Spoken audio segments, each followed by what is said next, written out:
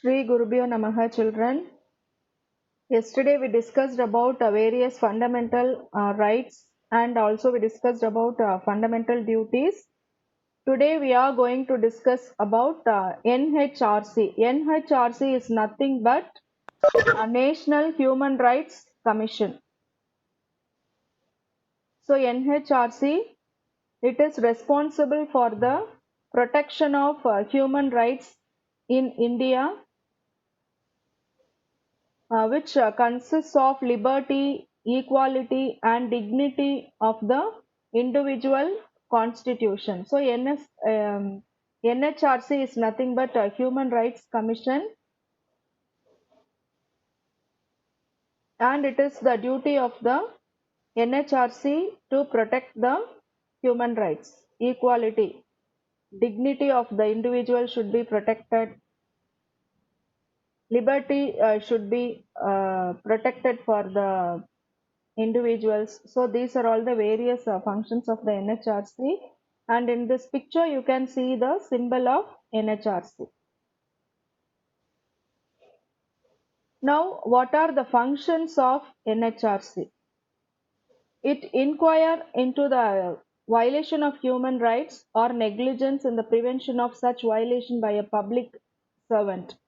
So nobody can exploit an individual to intervene in court proceedings relating to the human rights. If any individual is exploited, deny the human rights, deny the fundamental rights, then this NHRC, it can interfere in that, and it can undertake and promote research for the benefit of the human rights, and human rights education among various sections of society. So it's a duty to create awareness about human right education in the society. These are all the various functions of NHRC. That is, NHRC means National Human Rights Commission.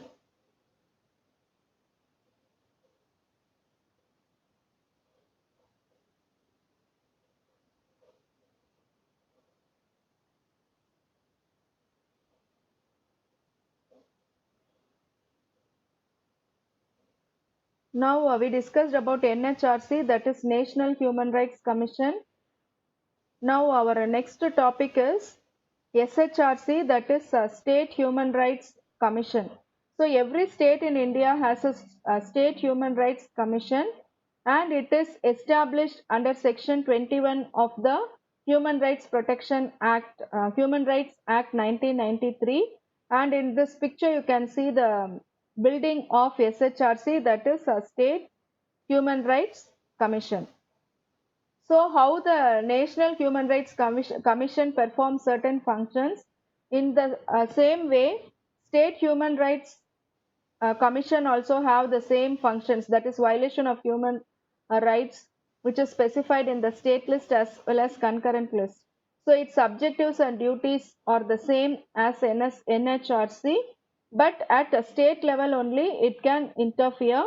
The same way SHRC also has as a chairman, and it can even recommend a compensation. It can get even compensation to the affected persons.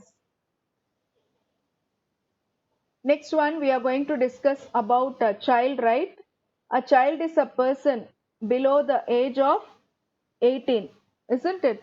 So how citizens have certain rights, in the same way child also has certain rights.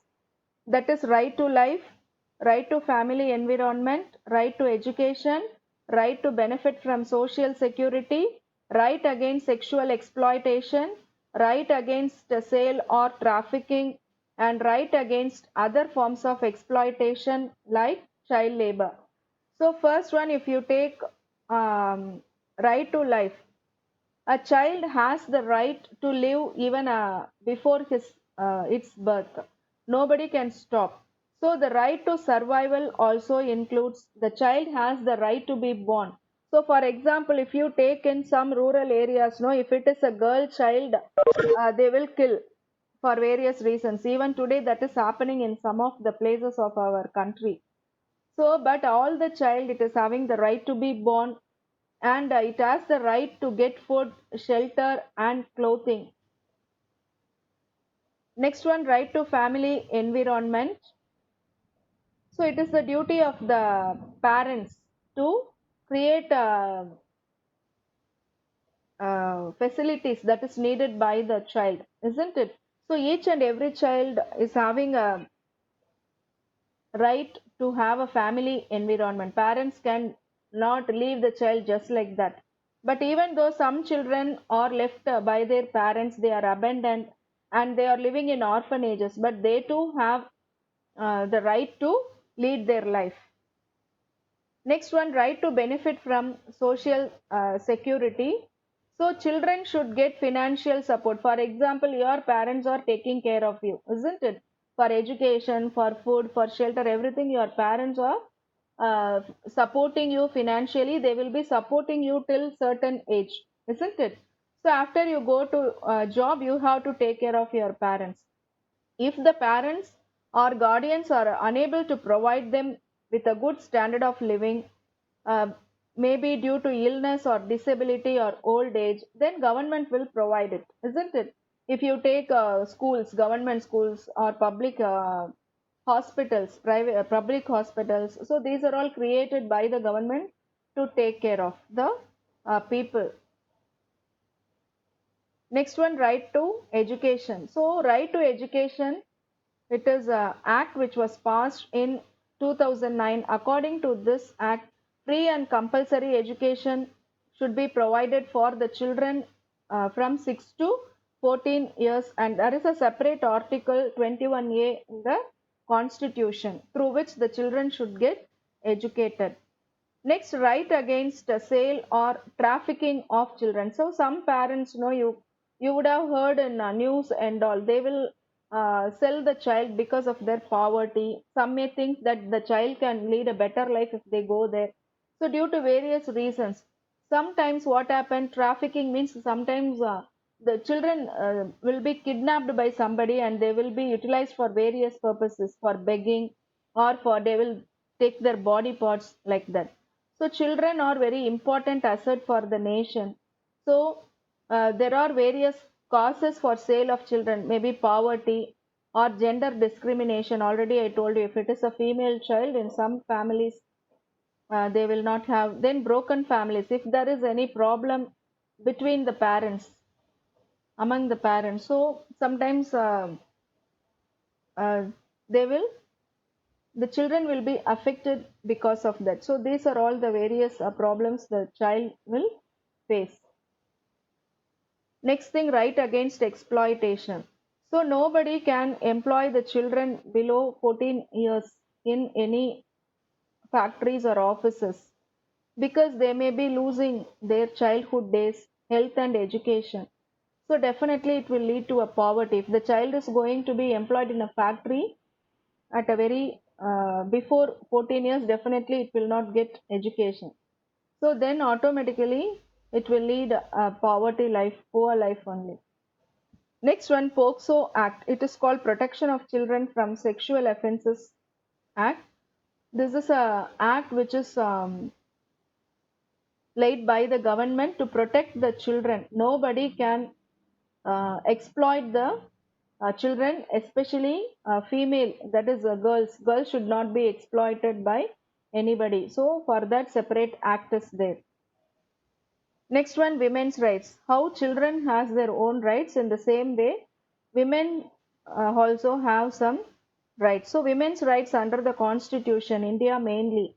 So women should be equally treated equally, and they should also lead a dignified life, and they should not be uh, discriminated based upon the gender. They should also get education.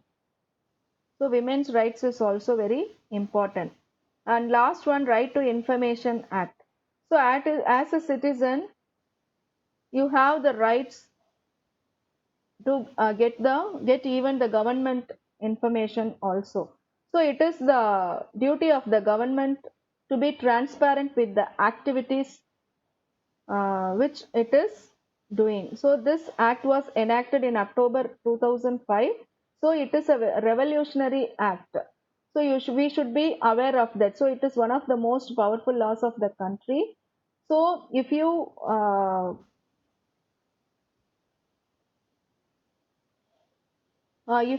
approach any government authorities, it is their duty to provide the information which you asked for within 30 days. So, according to this Right to Information Act, it is a very most powerful law act of the country through which citizens can benefit.